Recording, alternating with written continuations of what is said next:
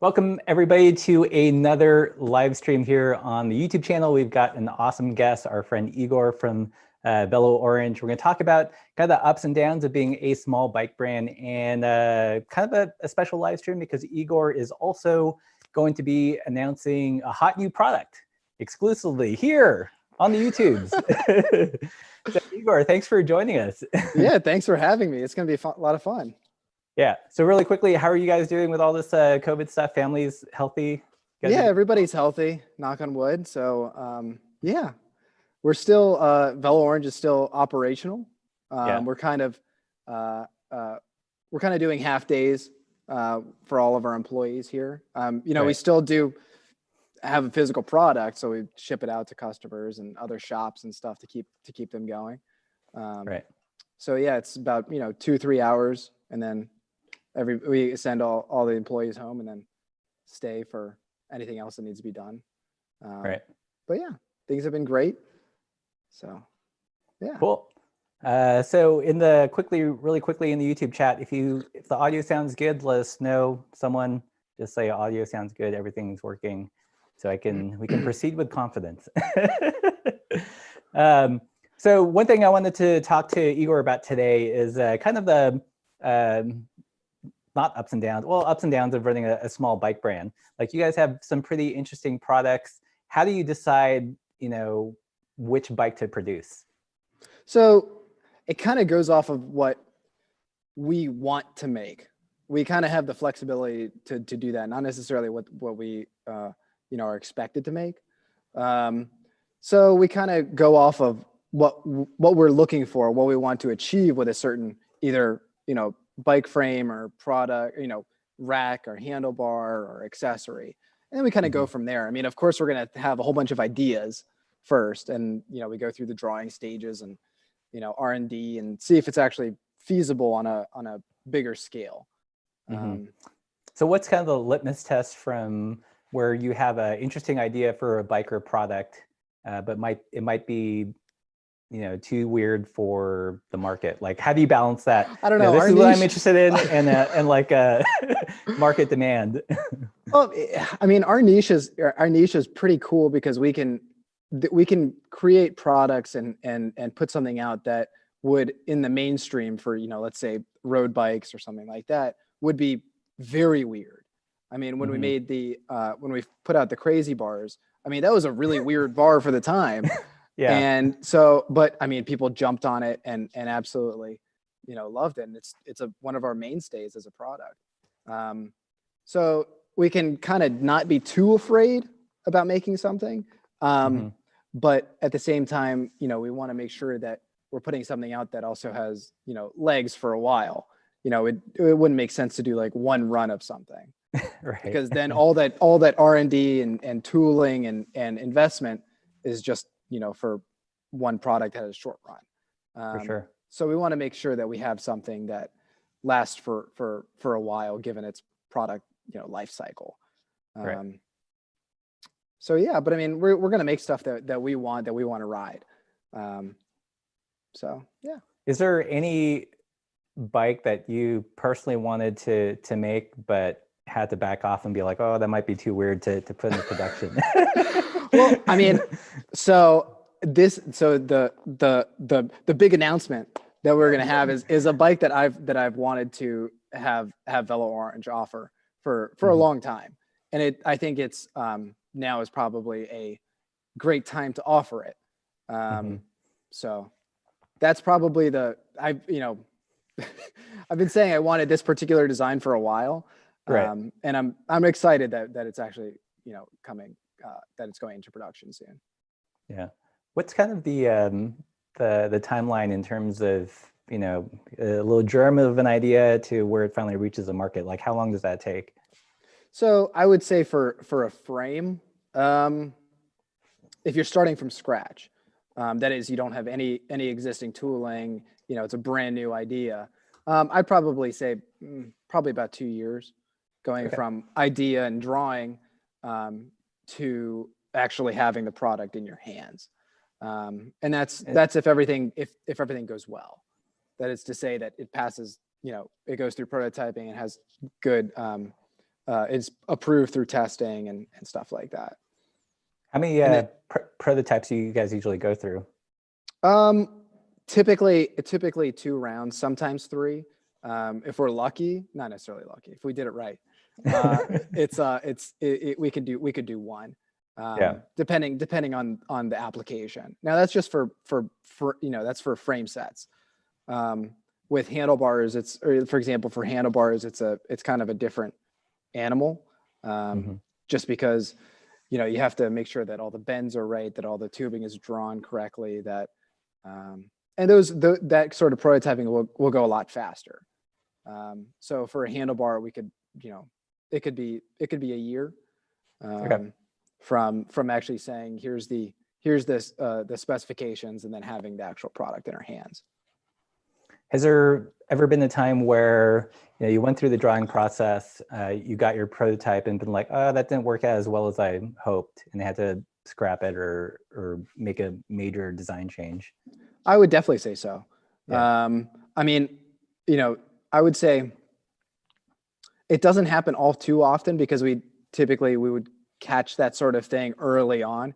We say, oh, we can't make this bend, or, we can't do this because of the, tubing requirements, or if it won't pass testing.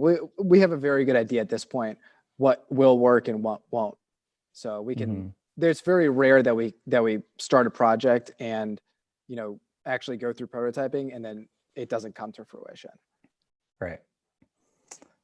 So one question that I know some viewers have, and we talked about this a little bit last time we were there. Some people have a fetishism about, tube thickness. Making a production bike, what are kind of your limitations and concerns when speccing a bike with too thin of a tubing? Well, I would say that the actual tubing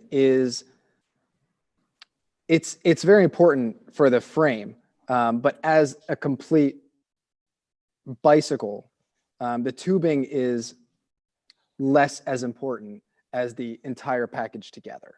And so most of our bikes are, well, I would say currently with the Polyvale and the PLA Neutrino, I mean, these are touring frames.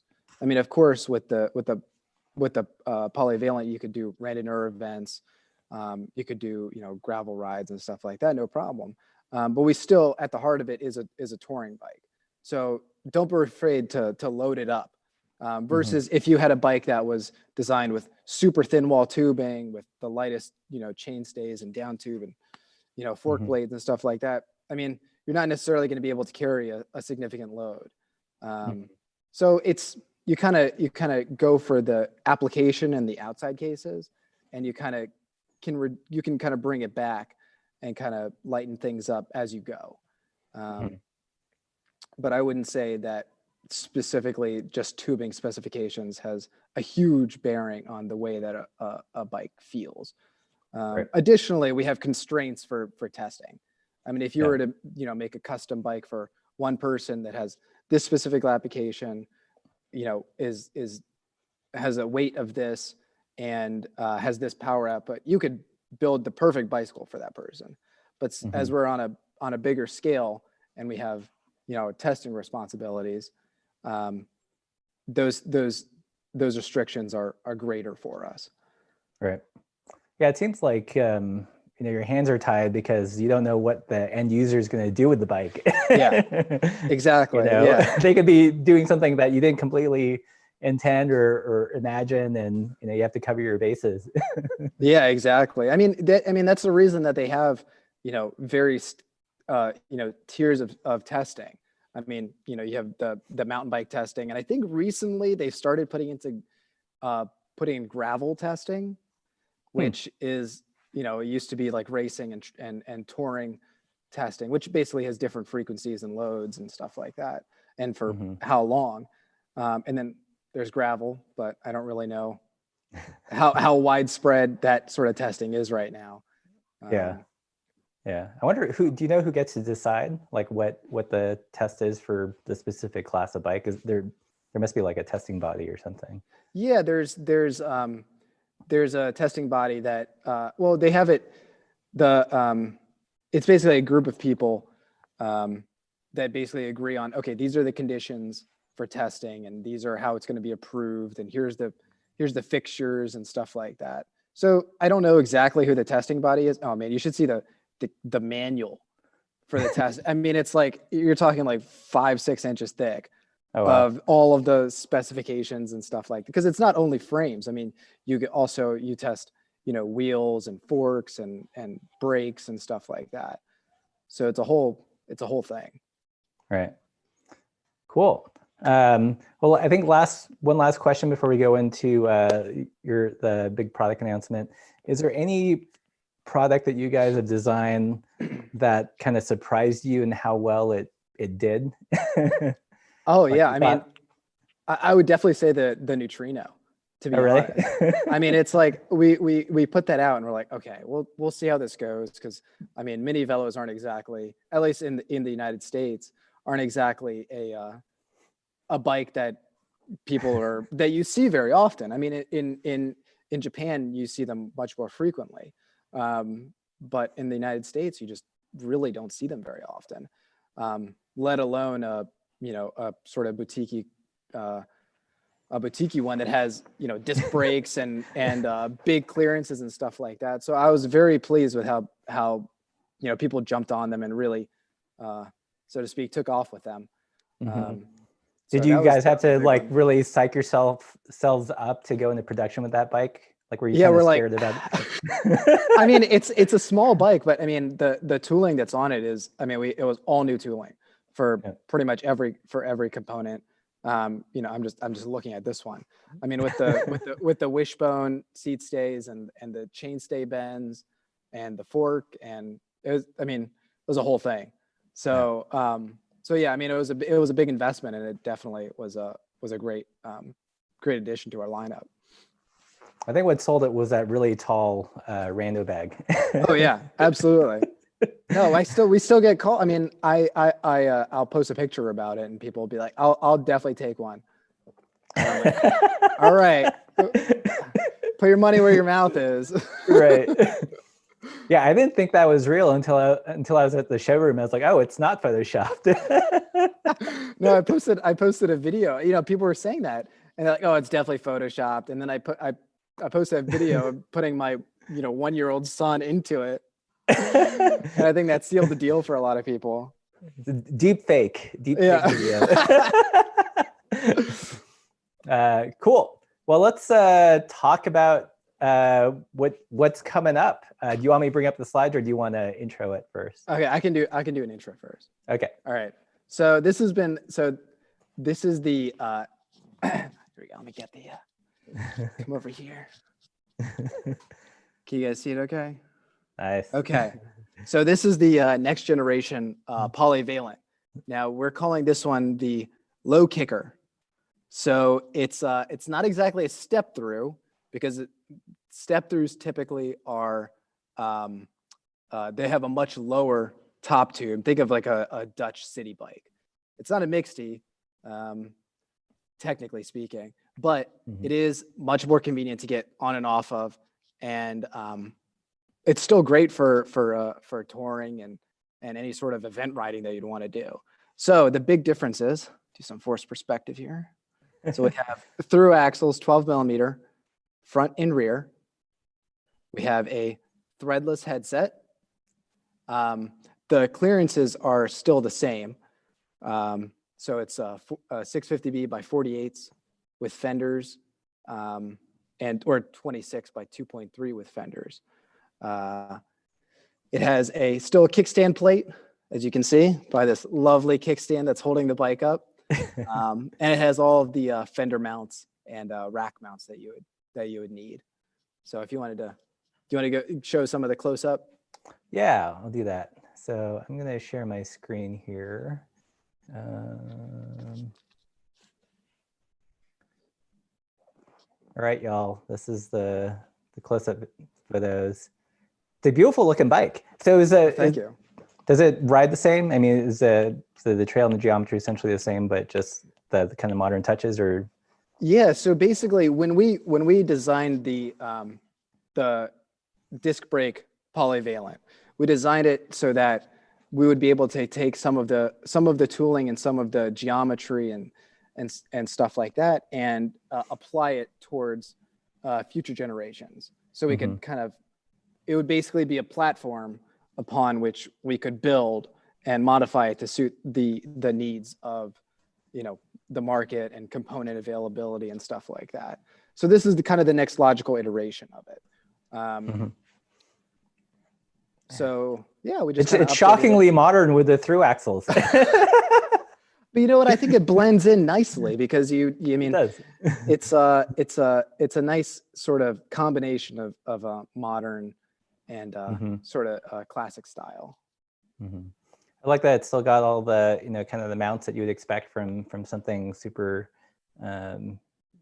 useful. Oh yeah, for sure. Mounts. I mean, if it didn't have, it wouldn't be a Velo-Orange bike if it didn't have proper fender mounts and rack mounts. What's is this the final color?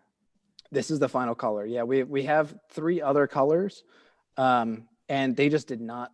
This one just was a winner as soon as I saw it.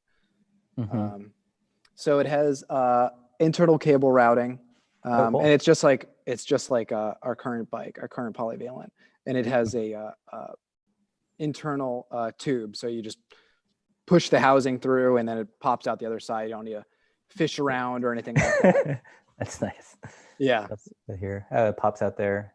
Yep. So does this does the bend affect how it rides in any way? So what we had to do was we actually, I'm pointing to my screen. I don't know why I'm doing that, right. But the C tube is actually externally butted. So if you might not see it, maybe just at the bottom of this picture, you can actually see that the C tube tapers towards the end. And that's because we did find that if you, otherwise it might be a little bit too flexible. Because it's not quite as triangulated as a regular diamond frame would be. So that's, I mean, besides that, I mean, the geometry is pretty spot on. And it rides nicely, both loaded and unloaded, nice and confident. Yeah. Cool. It's a sharp looking bike. So when's this coming? When's this going to be ready to buy? So we'll probably release the pre-sale probably within the next month, and then they should be here around fall time. We have this. I don't know how it's happened, but we've released so many bikes specifically at Philly Bike Expo.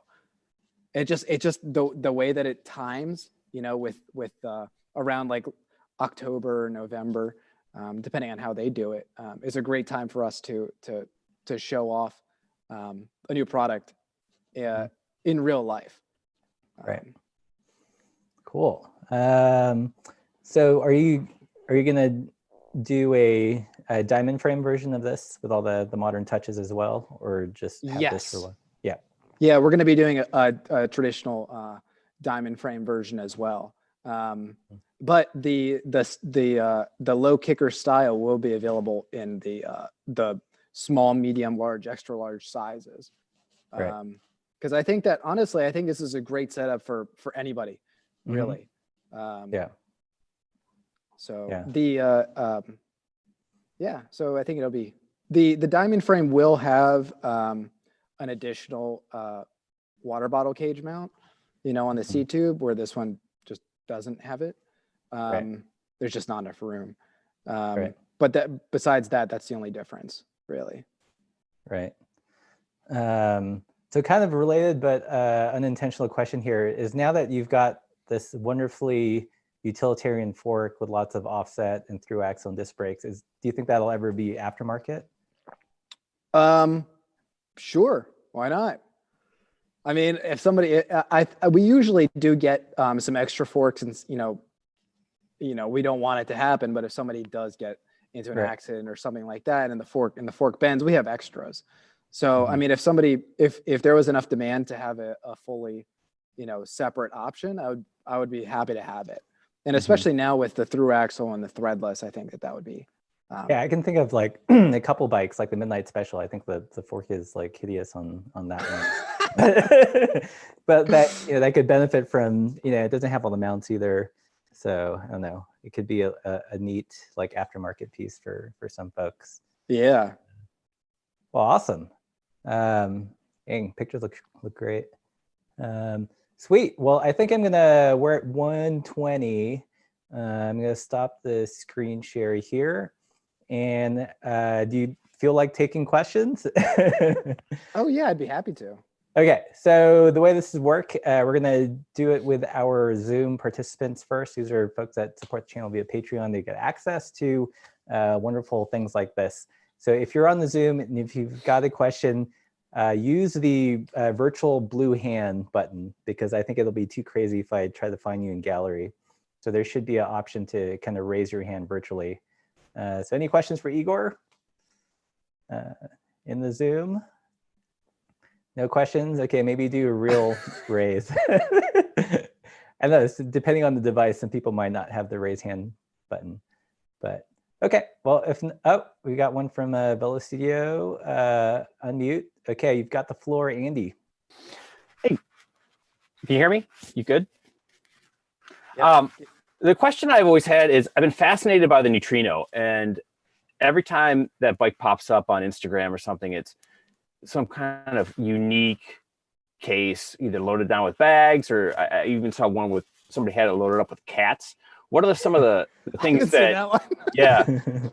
What are some of the things that you have found that people are doing with that you never imagined? Like, I've seen people repaint them. I've seen them with like in lowrider mode. Just all sorts of stuff are being done with those bikes, and it seems like a platform to let your creativity run wild. What are you guys seeing that people are doing with them that you didn't? Yeah, I think it's interesting because there's no sort of preconceptions with this bike, right? So you can do whatever you want. I mean, no matter what, it's going to be, for all intents and purposes, a kind of weird bike compared to a lot of other, sort of touring bikes or city bikes that are available now. So you really can, like you said, let your imagination run wild.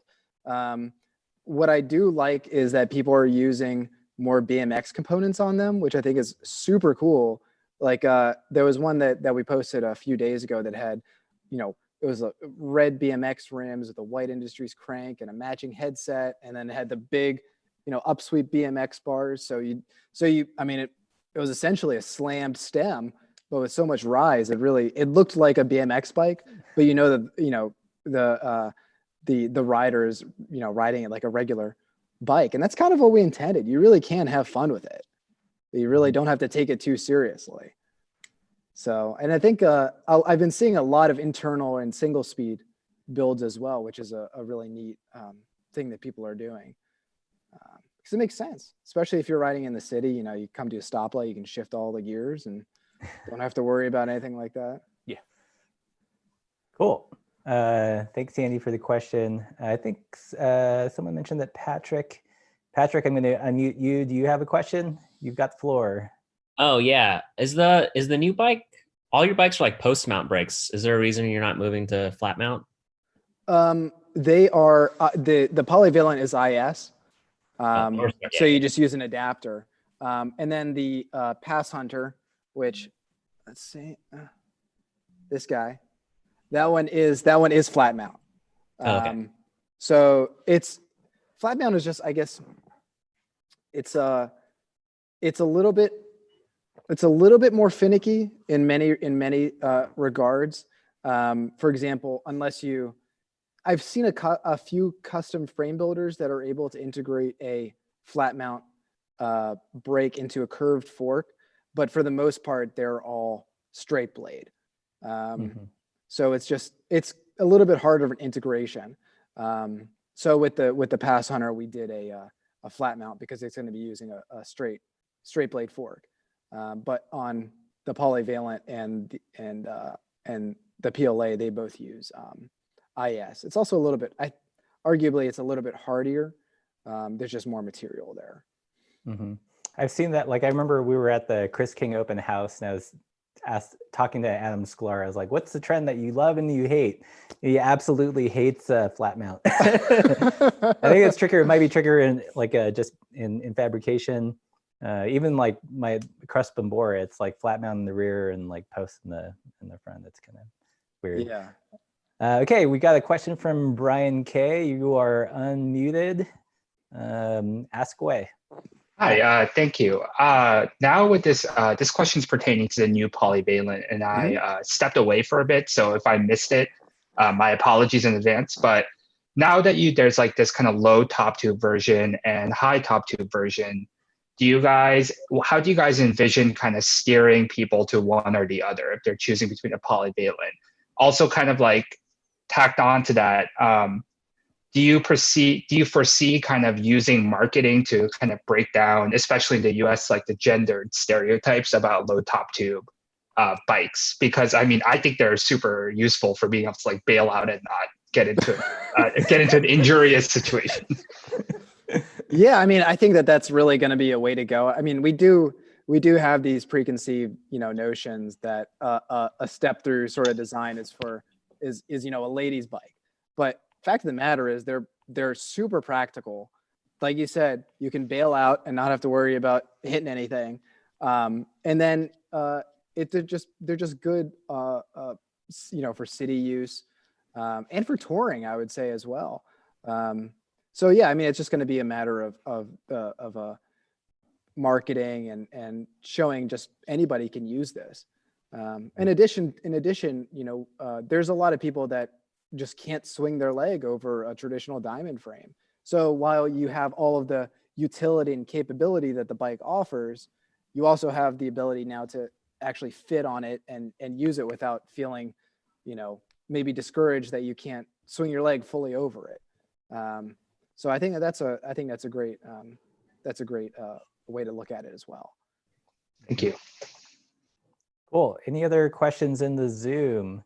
I'm going to bring up the photo of the bike once again, if I can figure this out. Boom. Because one thing, when you first showed me the photo, it didn't scream mixedy to me, like it didn't feel like super gendered one way or the other. It just feels kind of like utilitarian. Yeah. So if there's no other questions in the Zoom, I'm gonna go over to the YouTube chat and see what those folks have to say. Okay, we are in the YouTube chat. Does anyone have questions for Igor? Also, let us know where you're tuning in from. There was one question that someone asked on a Patreon in our community page, and that is kind of the status of the Pass Hunter, where that's at. Yeah, so that is, we're getting one final round of prototypes. We should actually have those within maybe the next 2 weeks. It's gonna have the final specifications. We had to do a little bit of modification to the fork, as well as we had to adjust the down tubing thickness a little bit to, like you said, like we were talking about earlier, pass some of the testing that it was put through. So once we have those in our hands and we mount them up and ride them for a bit, then we'll say okay, and then we'll go into production. So probably looking about fall as well. Yeah. Oh yeah, we have my prototype over here. Right there. Is it the blue one? Yeah. That's the blue one. Yeah. Cool. So yeah, and I think the other thing is some of the we are a little bit at the whim of other manufacturers, that is suppliers for components. So for example, the first production run that we had done, we had spec'd the smaller sizes to run smaller wheels. So it was designed for 26 by about 1.75 tires with fenders. But since the original drawings and the first production run, and there were just not as many options, that is to say, for rims and tires. So it's, it doesn't make sense for us to spec a whole bike around this tire size and we talked to different tire manufacturers and rim manufacturers, and they're just not making them, which is really unfortunate, because we do think that 26-inch for a lot of applications is the best way to go. So you have proper fit. They don't have to worry about toe clip overlap without really losing any performance. For sure. But we had to do some accommodations and modify some of the fit and to get it. So now they're all going to be 650B, but the smallest sizes aren't going to have any adverse effects on them now that we have it all dialed in. Cool. Let's see. So we've got Alan Atkins in the YouTube chat from Houston, Texas. Brian Reddish wants to know the status of the Campur. Did it get killed off from Charleston, South Carolina?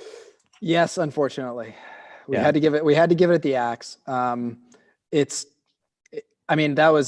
was a really good bike. It had its run. It may get resurrected in the future, but pretty much the polyvalent does everything that the camper does, and it's I think it's a better fit within our lineup. That is to say, I'm never going to say that, oh, this is completely done. We might do some adjustments in the future, but for right now, it is on hold, for lack of a better word. Yeah. Let's see. Pat Smith is asking what are the Pass Hunter color choices going to be once you guys get that sorted?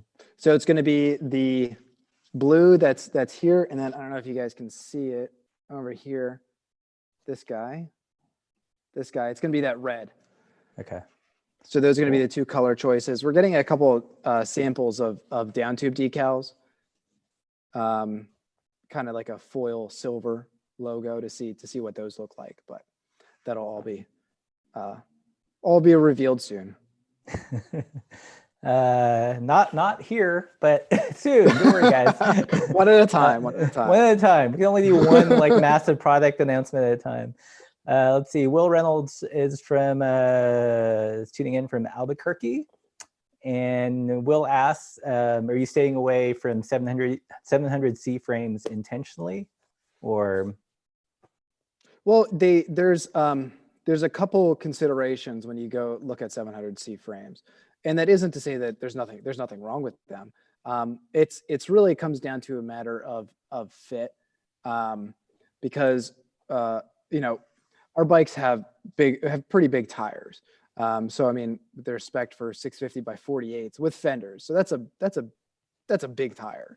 And so, and additionally, with the availability of different tires from all sorts of manufacturers, rims from all sorts of manufacturers, we can have a better, for our application, ride quality without having to sacrifice, let's say, head tube angle or C tube angle for just a bigger tire with 700C.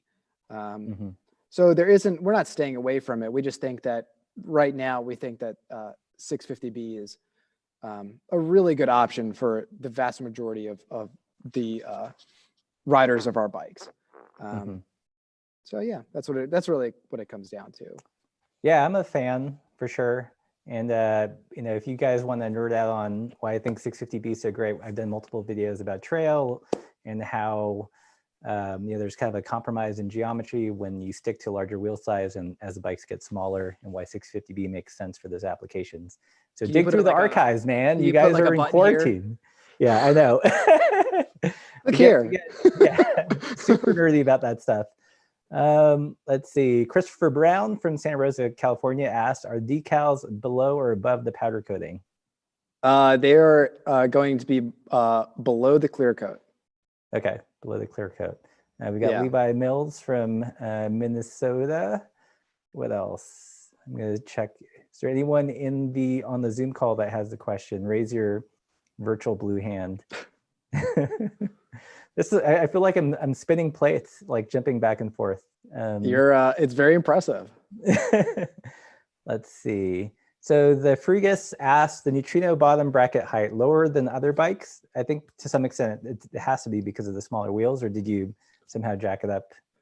Well, technically it does have a positive bottom bracket. So it's kind of, it's not exactly like you can't compare it really to a regular bike. I mean, it is a little bit lower, but it's not, you can run 170 or 175 cranks on it without any issue.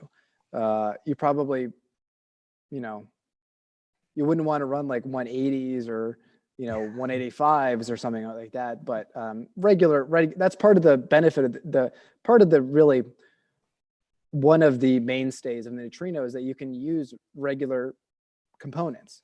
It doesn't have to use a specific bottom bracket standard or a hub standard. I mean, it's 68 millimeters threaded bottom bracket, 135 disc rear end. So you can use regular components on it. When you guys designed the geometry for that, did you have a particular handlebar in mind, like something swept back or a drop? Yeah, I mean, we anticipated a lot of people were going to be using, upright handlebars. But I think a lot of people, I think part of the fun of it is that, like we were saying, that you can kind of do whatever you want with it, and it's going to be fun. So whether you have a slam stem with BMX bars, or you have, you have a whole stack of spacers on there, and then you have a flat bar, it's still going to be fun. And so we kind of made it so that it would be a fun bike all around. But not specifically with this, a handlebar that we had in mind. Gotcha. I've seen a lot of people put drop handlebars on them too, which is pretty neat. I mean, obviously a drop handlebar is going to be harder to pack for traveling, but I think it's funny. Anytime somebody gets on it, they're like, they well, not so much coming into the showroom anymore for obvious reasons, but when we released it, when we showed it at Philly Bike Expo, and people come into the showroom, they would say, "Can I ride that?" And say, "Yeah, go for it." Then they get on it, and they're like, "This, if I could close my eyes and ride my bike, this would feel like a completely normal bike." Like, yeah, that's exactly what we shockingly intended. normal bike. That was exactly. my takeaway from it. Like more so than I think like the Brompton. Like the Brompton, without the bag, it feels like it's got small wheels. But the Neutrino definitely, shockingly normal. Yeah. So we've got a question in the Zoom from JR Stafford. You were unmuted. Ask your question. Awesome. Hey, Igor, nice to see you again. Hope Thank you. can make Philly happen. I hope so too. So I see that the low kicker is threadless. Yes. Is Quill dead? Is Quill dead? No, I don't think so. I think Quill is still alive, and it's still alive and well. I think it would be, when we first released the polyvalent, the current generation with disc brakes and Quill, people were like, well, that's kind of a weird combination. But I think if we did that with through axles, that would be, I think it would melt people's minds if we did that. So we thought it just seemed like the good time to make the jump to threadless. Which is, I mean, in 2020, it's a kind of weird thing to say, make the jump to threadless. But that's his life. All right, thank you. Yeah. Cool. Yeah, I kind of like I ended up buying the polyvalent from you guys, and I like the Quill and disc brake combo. It feels kind of like punk rock, Yeah, exactly. Just strange enough. Okay, we got a question from Patrick again. Patrick, where'd you go? Oh no, Patrick, you were unmuted. I think.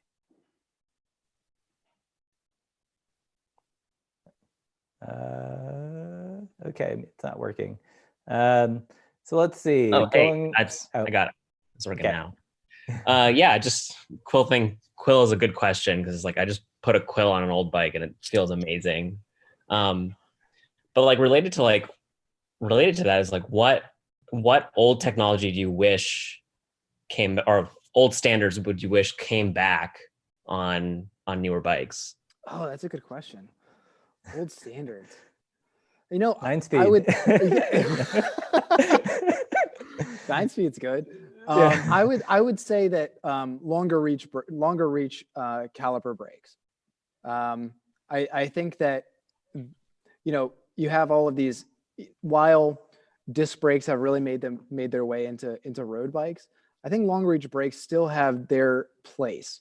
You know, there's still, you have a lot of versatility in the tire size that you can use. They often fit fenders, and their stopping power is still great. So I would probably, if I were to say one thing, it would probably be that.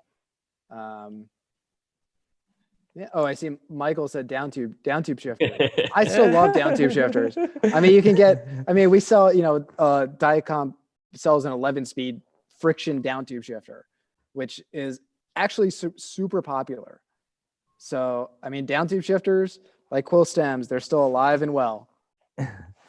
I dig them. Like they're like, you know, impossible to break, super easy to maintain and install. Yeah, love the down tubes. So someone had a question, Cycle Bum, just picked up a neutrino. Any idea when you will have wheel sets back in stock? So this is this is part of the effects of COVID-19 in that the rims, the cliffhanger rims, are made by Velocity, and they are, as far as I understand, their factory is currently closed.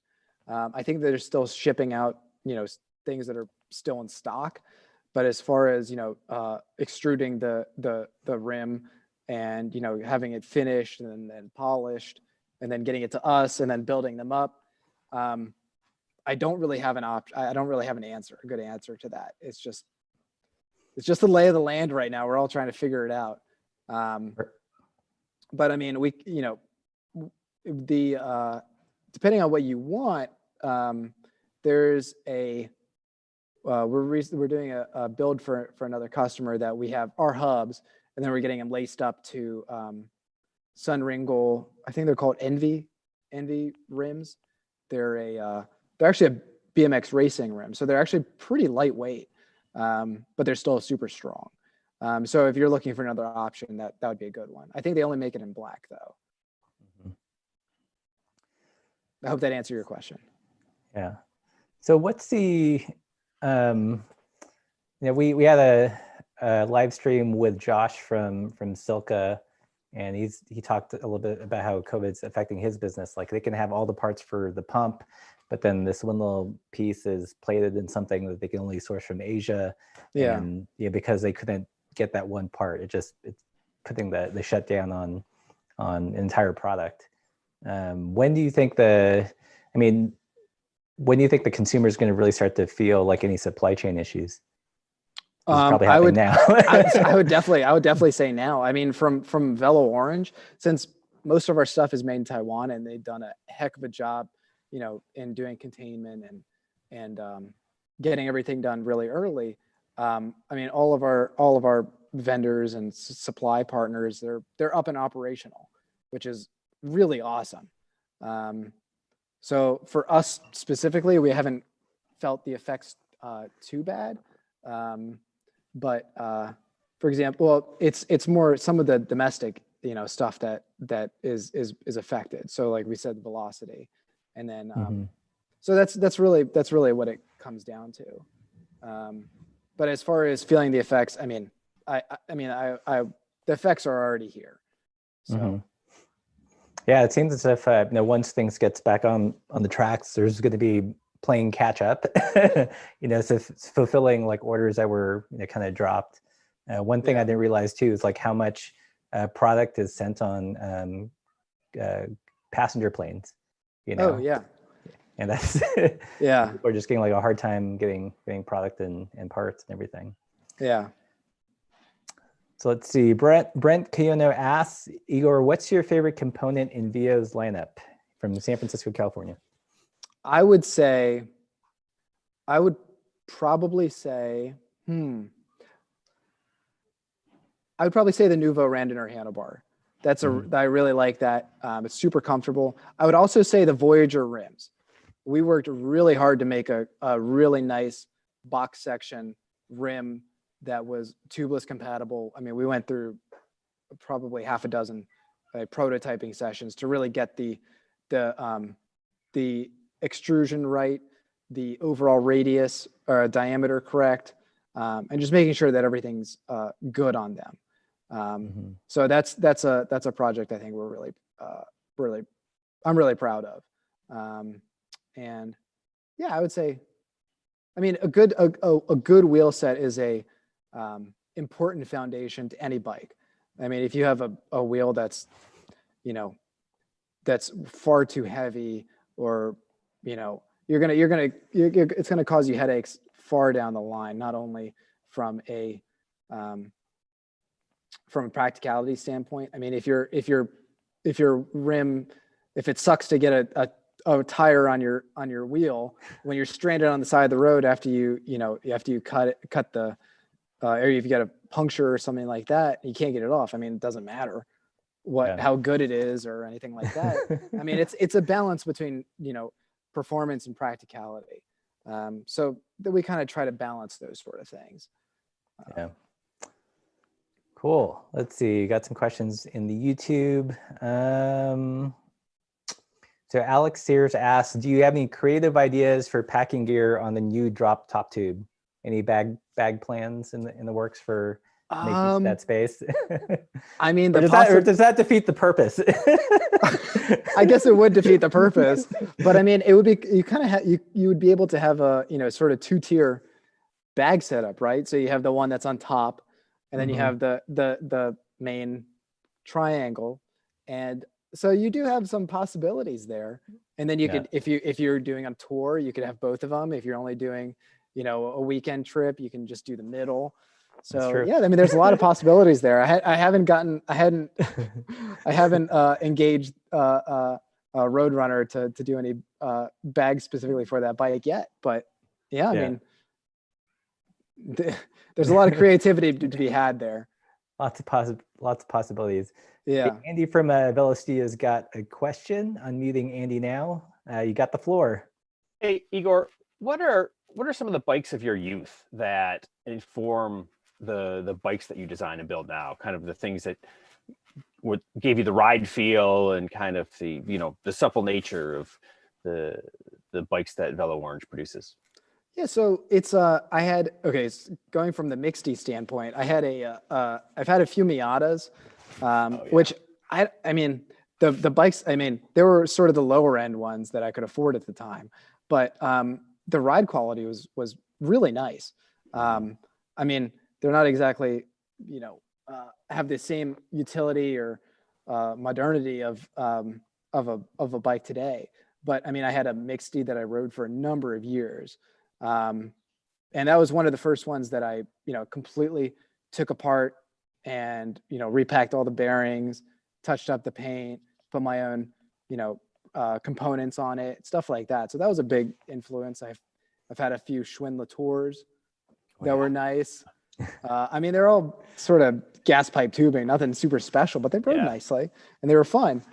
I had a specialized, fully rigid mountain bike back when I was in high school too. So yeah, those are mostly, you know, I pretty much come more from a road and touring standpoint than I do from like mountain or anything like that. So I kind of look towards those older bikes.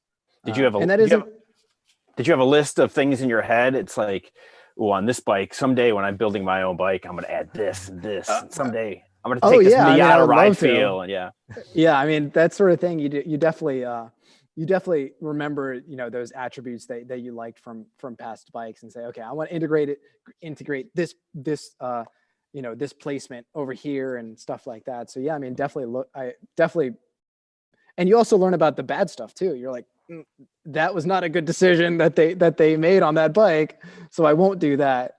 So it's you remember those things, absolutely. Yeah, cool. Thanks. Yeah. So we got a question from the YouTube chat. Alan Atkins asks, is there a bottle mount on the bottom of the down tube? Yes. There is. Okay. Yes, there is. I didn't actually have one on there, but there is. Yeah, it's for the low kicker. You do have one on top of the down tube and one underneath as well. Mm-hmm. Let's see. Any other questions in the Zoom? You can raise your virtual blue hand as I scroll through the YouTube chat. Cool. Well, we're getting close to the hour mark. Now you announced a low kicker. Any other goodness that you guys have coming down the pipeline that we should know about? That's not a bike or anything. Yeah, I mean, we're working on new hubs. We have a couple final changes that we need to make to them, but we're gonna be offering some new hubs with replaceable end caps for 12 for through axle, and then you can also adapt that. CJR clapping. So you can still use them for QR as well. Cool. Well, I'm gonna screen share one more time because someone apparently missed the newness, and I didn't want them to miss out. So if you guys are just tuning in on the YouTubes, this is the big announcement. It's kind of a revamped, a lot more modern takes on the polyvalent. Also, nice little swoopy tube there, but still super utilitarian and should be coming out soon. So I love the paint color. Looks really cool. Yeah, I mean, when we look at we look at Pantone books and we look at paint books, and you're only looking at like a little square that's this big in the paint book, and then you take it outside and you're like, I don't know what this is gonna look like on a full bike. But we're like, this one, I think this one has a lot of potential, and we got it in, and it's beautiful. And it looks like it's got some sparkly flecks in there. Yeah, or is that just that's a metallic. Yeah, it has some metallic flake in there. Nice. Cool. So any other questions in the Zoom? If not, I think I'll wrap this up pretty soon. Let's see. I think, okay, Dan's got a question. So Dan, you were unmuted. Yeah, I was just curious. I started out sort of thinking I was curious about the complete build, but then I think a better question is, what's been your experience as you guys have shifted to offering complete builds, and just in terms of sourcing parts and kind of choosing something that will feel right. So we kind of, for the complete bikes, we end up actually, the customer asks us, hey, I have this idea for the complete bike. Can you change this? Can we upgrade the shifters or something like that? And a lot of times we go through that process, and the customer ends up doing a complete build or a custom build, just because if you have the opportunity to start from a frame set fresh and you have an idea of what you want, might as well, that would be the time to do it. And since everything is built in house, we can make all your dreams happen.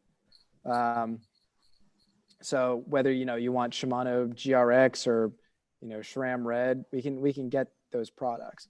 But from a complete standpoint, we selected the products that would be probably the most medium ground.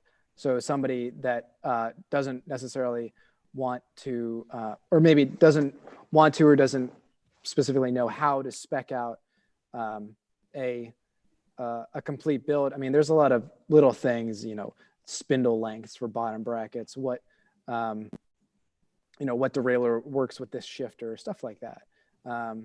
So we kind of went for the middle ground as far as what most folks would use the bike for, as well as, we wanted to keep it at a reasonable price point for what you get. So that's kind of what went into it.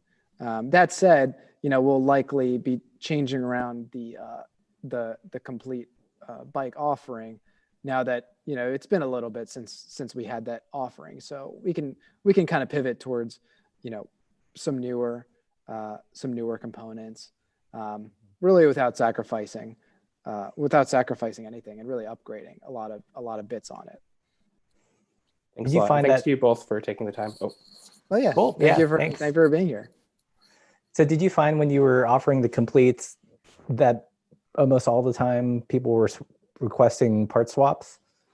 No, I mean, there's a lot of people that are that you know, I can only assume that they're like, oh, that's perfect, and then they get it. And I mean, it's easy for us because we can stock a lot of the components. The other thing with specifically with the polyvalent, we chose the components because we could have basically the same, you know, bottom end of the bike, that is the drivetrain, and then just swap the handlebars and the shifter, since that rear derailleur is the same pull. They offer a drop bar pull as well as a flat bar shifter pull, so it actually makes it easier for us. And so I mean, but we'll likely change the offering a little bit once kind of everything with COVID kind of, you know, goes on the other end of the curve, and there's you know, people really, you know, suppliers kind of really get back into the swing of things, that we can offer them again. But we're still doing custom builds for customers, because those are a little bit easier to source, actually, in many regards. Take a little bit longer, of course, you know, because we have to often build wheels or you know, source, like, for example, dynamo hubs from another vendor or something like that. All right, cool. Well, I think I'm gonna wrap it up here. Thank you, Igor, so much for joining us on the chat and being really gracious with your time and answering everyone's questions. And thank you guys that joined us on the Zoom. These are our patrons, people that support the channel. If you guys want to have the same interaction, you know, consider joining us on Patreon. You get lots of perks like this, sticker packs, trying to make everything more interactive for the Patreon community, because it means a ton. I mean, we don't have any like massive sponsorship. You know, Igor isn't like, right? I wish. So it's really, you know, this channel, it's, you know, 100% viewer supported. So with all that said, Igor, thank you so much for joining us. And if you guys like this content, don't forget to subscribe, hit that notification bell, and hit, and keep the supple side down. So, all right. All right. Thanks so much. Okay, killing the stream.